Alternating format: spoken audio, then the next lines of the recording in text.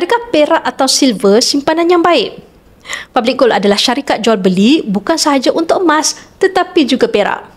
Bagi ahli public gold yang baru bermula, saranan saya adalah untuk anda dapatkan emas terlebih dahulu. Ini kerana harga emas per gram lebih tinggi berbanding perak. Gold bar 1 kilogram ini bernilai sekitar RM440,000.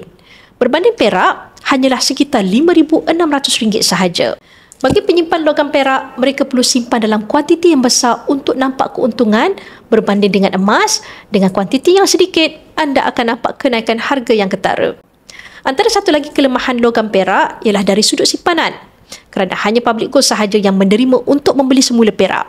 Berbeza dengan emas, anda ada pilihan untuk jual di mana-mana kedai emas seluruh dunia. Logam perak ini sebenarnya mempunyai potensi yang besar pada masa akan datang.